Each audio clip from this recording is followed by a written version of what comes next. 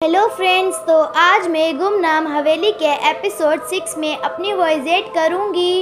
अगर आप मेरे चैनल पर नए हैं तो प्लीज़ चैनल को सब्सक्राइब कर ले। तो चलिए स्टार्ट करते हैं हम गुमनाम हवेली का एपिसोड 6। शिप्रा पीछे मुड़ी तो उसे रेखा खड़ी दिखाई दी। शिप्रा कहती है ये क्या है रेखा? रेखा कहती है ये तो होना ही था। समय का घोड़ा तिरछी चाल से चलकर आज फिर बरसों बाद शतरंज के उसी खाने में आ गया। शिप्रा कहती है ये तुम क्या पहेलियां बुझा रही हो, साफ साफ बताओ। रेखा कहती है कुछ नहीं, बस चंद्रमा के घटने बढ़ने का खेल है। फिर आज तो दूज की रात है, आप बैठिए चलकर। और शिप्रा के सोफे पर बैठते ही मुख्य दरवाजा तेज आवाज के साथ खुला। दरवाजे से शमशेर अंदर आया। तानिया कहती है शमशेर? शमशेर रेखा को देखकर चौंक गया और शमशेर कहता है तुम? शिप्रा कहती है तुम इसे जानते हो? शमशेर कहता है वो छोटी मालकिन, ये हमारी घरवाली चंद्रमणि है। शिप्रा कहती है घरवाली? फिर तुम इसे देखकर चौंक क्यों गए? और ये चंद्रमणि, इसका नाम तो रेखा है। शमशेर कहता है जी छोटी मालकिन, असल में बहुत दिन बाद मिले हैं और नाम भी वही याद रह गया। तानिया कहती है ओह गॉड, कितना कंफ्यूजिंग बात बोलते हैं ये दोनों, दिमाग पका दिया। पहले ये बताओ वो घायल व्यक्ति मिला या नहीं? शमशेर कहता है हाँ, शायद नहीं।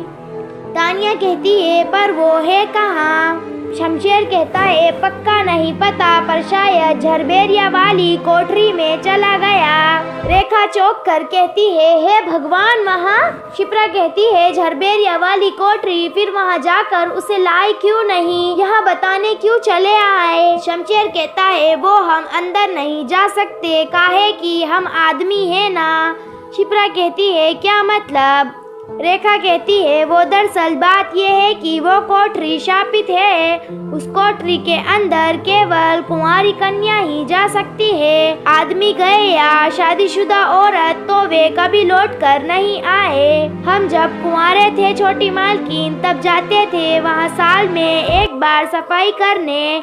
वहाँ बस कबाड़ भरा था। लेकिन जब शादी के बाद गए तो देखा कि राजसी कपड़े पहने एक स्त्री फांसी के फंदे पर झूल रही थी और पूरे कमरे में भयानक अट्टहास की आवाजें गूंज रही थी। उल्टे पांव भागे पर रास्ता ही ना सूझे। लोग कहते हैं कि सुबह कोठरी के बाहर बेहोश मिले थे। उसी दिन से आंख में निशान बन गया। लोग कहते हैं चुड़ैल के शिनाख्त का निशान लगाया है। कहते तो ये भी है कि कोठरी के पीछे का तालाब उसी के आंसुओं से बना है, इसलिए उसका पानी कोई नहीं पीता। तानिया मन में सोचती है और कुछ देर पहले रेखा ने पानी दिया था पीने के लिए। तभी तानिया चौंक कर चिल्लाते हुए कहती है क्या तुमने हमें उसी तालाब का पानी दिया? शिप्रा मन में सोचती है क्या? तभी मुझे अजीब सा सपना आया था। शमशेर कहता है चंद्रमणि तुमने ऐसा क्यों किया? रेखा कहती है नहीं करना चाहती थी, पर तुम्हारी चंद्रमणि पर चंद्रमा की किरणों का असर है शायद। शमशेर कहता है चंद्रमा की किरणों का असर? रेखा कहती है आज दूज की रात है ना। तभी अचानक मंदिर की घंटियां सुनाई देने लगी।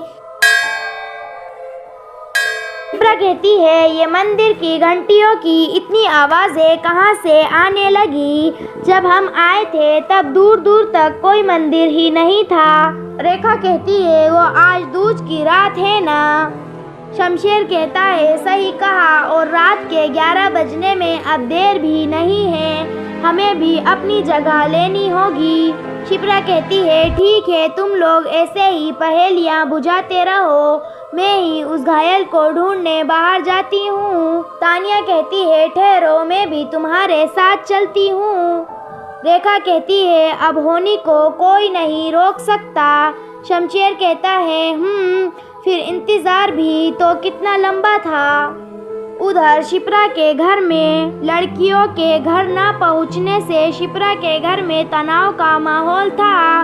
एक आदमी कहता है उफ, ये बार बार आउट ऑफ कवरेज एरिया क्यों आ रहा है। फिर एक और आदमी कहता है, मैं मिस्टर श्रीवास्तव के यहाँ फोन करता हूँ, शायद तानिया ने कोई खबर की हो। शिप्रा की माँ चिंता में ईश्वर से गुहार लगा रही थी। शिप्रा की माँ कहती है, शाम 5-6 बजे तक लौट आने को कहा था और अभी 11 बजने वाला है। हे भगवान, सब ठीक हो। शिप्रा के पापा के फोन का स्पीकर ऑन किया और तानिया के पापा से बात करने लगे। शिप्रा के पापा कहते हैं, हेलो श्रीवास्तव जी, तानिया से आपकी बात हुई क्या? तानिया के पापा कहते हैं, पिछले 4 घंटे से फोन मिला रहा हूँ भाई साहब, हर बार आउट ऑफ कवरेज एरिया बता रहा है। व्हाट्सएप का लास्ट सीन भी 4 घंटे पहले का है। तानिया के पापा ने जो कुछ फोन पर बताया उसने सबकी चिंता और बढ़ा दी। तानिया के पापा कहते हैं, तानिया और शिप्रा जिस पीजी में रहती है वहाँ भी फोन करके पूछा, उन्हें भी लड़कियों के बारे में कोई खबर नहीं है।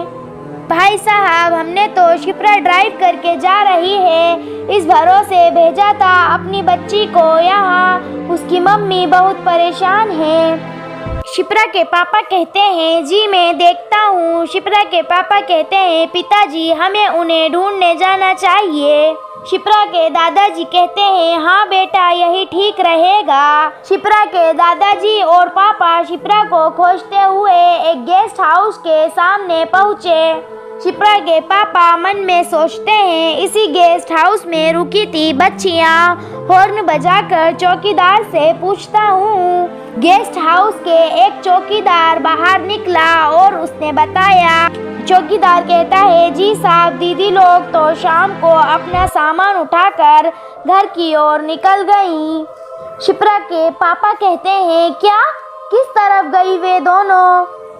चौकीदार कहता है, उस तरफ साहब, जहां महुआ के पेड़ों का जंगल शुरू होता है, उधर से ही एक पतला सा रास्ता आगे चलकर मुख्य सड़क से मिल जाता है। शिप्रा के पिताजी कहते हैं, पिताजी हम उसी तरफ चलते हैं। और जीप जंगल की पगडंडी पर चल पड़ी, लेकिन कुछ दूर जाने पर उन्हें रास्ता बंद मिला। शिप्रा के पापा कहते हैं, ये रास्ता तो यहाँ आकर खत्म हो रहा है, अब किधर जाएं? शिप्रा के दादाजी कहते हैं, दूसरी दिशा में चलकर देखते हैं। कुछ देर बाद शिप्रा के पापा कहते हैं, अरे ये तो हम फिर वहीं आ गए, क्या अब की पूरब की तरफ चलकर देखा जाए? शिप्रा के दादाजी कहते हैं, यही ठीक रहेगा। काफी देर बाद शिप्रा के पापा कहते हैं, ये बार बार घूमकर हम यहीं क्यों आ रहे हैं, ये कैसा गोल चक्कर है? शिप्रा के दादाजी कहते हैं, अब एक ही रास्ता बचा है, वो घने जंगलों वाला, पर उसमें बिना पगडंडी के कैसे जा सकते हैं? तभी उन्हें एक छोटी बच्ची दिखी।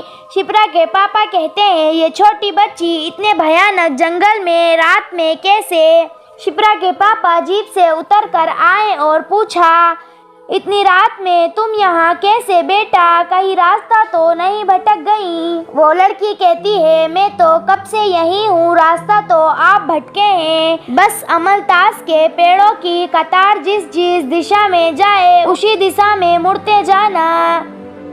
शिप्रा के पापा कहते हैं, लेकिन इस बच्ची को कैसे पता कि हमें कहाँ जाना है? शिप्रा के दादाजी कहते हैं, सोचने का समय नहीं है, हमारी बच्चियाँ खतरे में है, वो रहे अमलतास के पेड़। उनके आगे बढ़ते ही वह बच्ची जोर जोर से हंसने लगी और कहने लगी, आखिर इस यज्ञ की पूर्णाहुति का समय भी आ ही गया। फिर यही हमारे एपिसोड की एंडिंग हो जाती है। अब आगे क्या होने वाला है जानने के लिए देखते रहिए।